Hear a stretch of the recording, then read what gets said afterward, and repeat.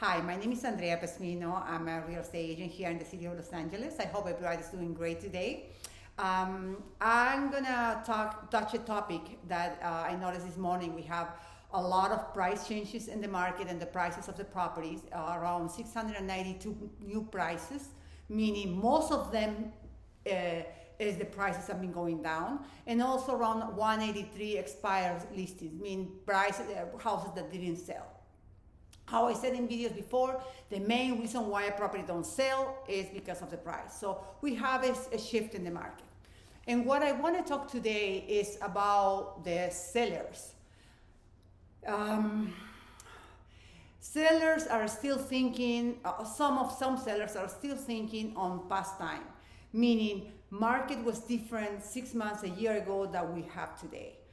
6 months, a year ago, we have more houses, a few houses in the market and a lot of buyers. So obviously offer and demand, we have a few houses, a lot of buyers, prices went up. But today, because we don't have we don't have the pandemic in front of us, and also we have a higher interest rate, we have less buyers purchasing property and more people putting properties for sale on the market. So we have more houses for sale and a little bit less number of buyers. So that is making a correction on the market, so prices are coming down. When there's a shift in the market, we still have some people that still lingering on the past market or in the past situation that we have. And that's what we're seeing today. There are sellers that are still insisting on putting their properties on the market based on the price that they got a year ago, 8 months ago. Let's say, for example, your property a year ago was 800 and today is 760 or 750. Some sellers are still thinking that if they put in a name of 800,000 instead of 750, that's the price that should be at the moment. This is an example, of course. They will get the price that they're looking for, or the price that they will get months ago. Let me tell you something. That's not true. Sad to say, but we have to tell you the truth. We have to tell. That's why I'm doing this video. When you overprice your property, what happened in this case? What really happened is everybody else around you, Mr. Seller, wins beside you. The only one who's gonna lose here is you. Why I say that? When you put a property on the market, let's say the property you hire an agent, the agent check out the properties that are for sale right now, are usually around a month ago because the market has been shifting too fast, and also the properties that are for sale. And he show you the comparables indicating that the market have been shifting, and your property today is not 100,000, is let's say 750. But because you set up on your mind, or whatever reason it is, you want to get more money, of course, you insist that the property should be sold for 800,000. What's gonna happen here? Why I said you are the only one who's gonna lose on this transaction. The agent is not gonna lose, and people who are selling properties are not gonna lose. Why the agent is not gonna lose? I'm gonna be very straightforward, and I don't know if some agents are gonna like what I'm gonna say, but it's good for the sellers to know what really happened. When a listing agent comes to your property and tells you, come to see you an appointment and tell you, you know, Mr. Seller, your property the real price of your property is 750, but you said, no, I want to put it for 800. So the agent gonna show you all the comparables, gonna give you all the reasons, what's gonna happen if you don't put your property at the real price, the two first weeks that are the most important, you're gonna lose the time. Finally, you keep insisting, you say, no, I want my property to be sold for 800, I'm gonna have a good, one of my clients said that, I'm gonna have this seller that's gonna fall in love with my property and is gonna pay this price. Okay.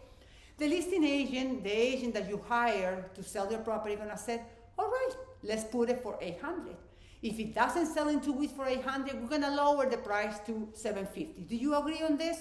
And probably you're gonna say, yeah, I agree. And maybe in back of your mind, you're gonna say, if I don't sell it for 800, I'm not gonna sell it.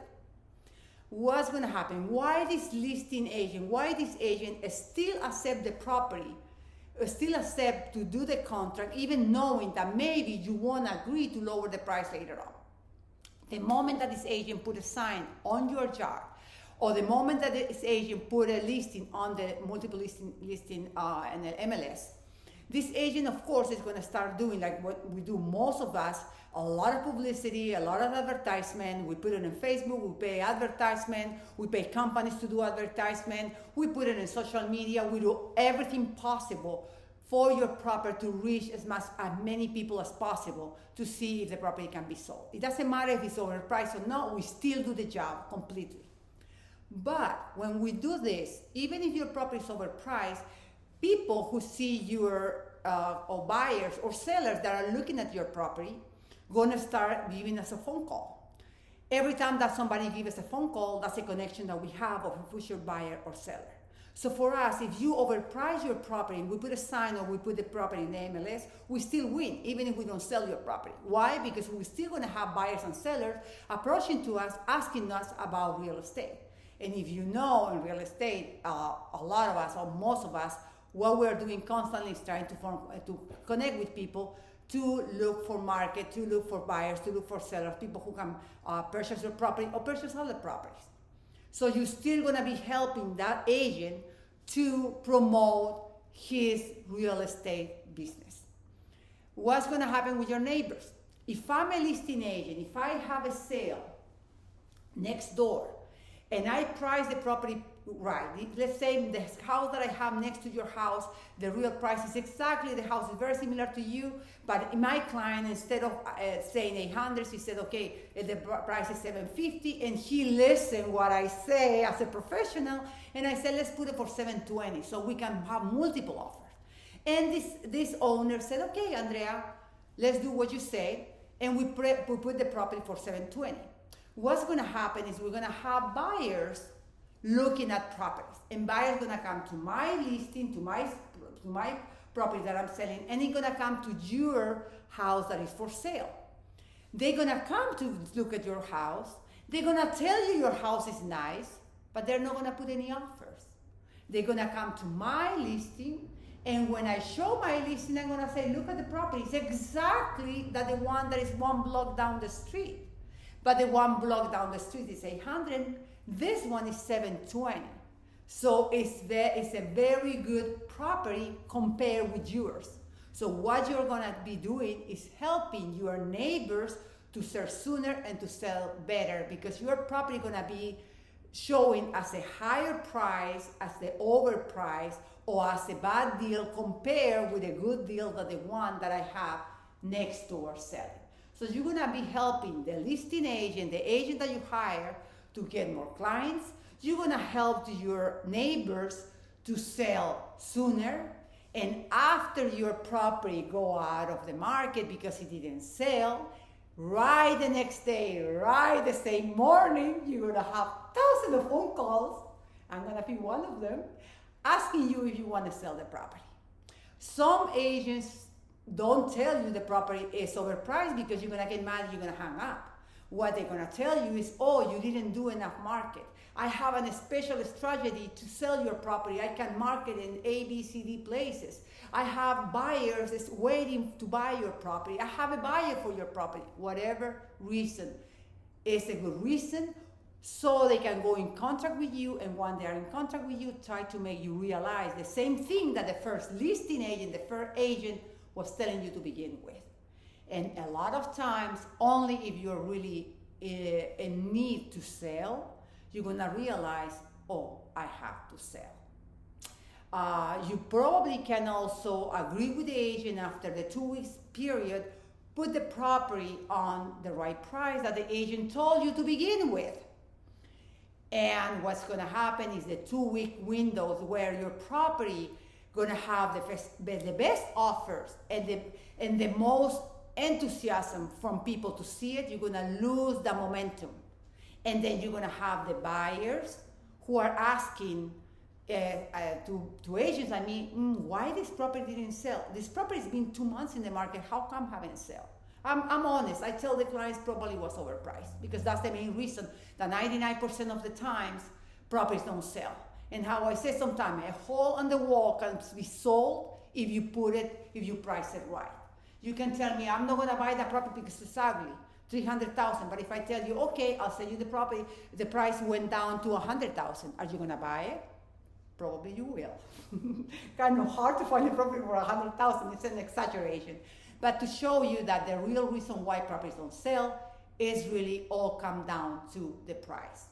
You do not dictate the price of the property. I do not dictate the price of the property.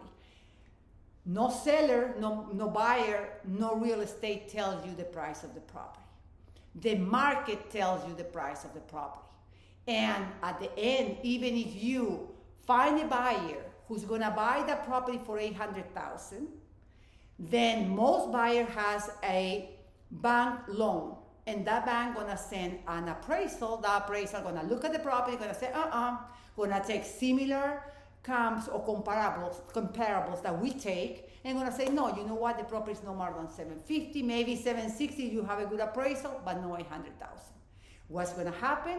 Or you lower the price, or the buyer gonna have to pull out of his pocket $40,000 or $50,000. With the market that we have right now, with some buyers did a year ago because there were no properties for sale, but today we have properties for sale.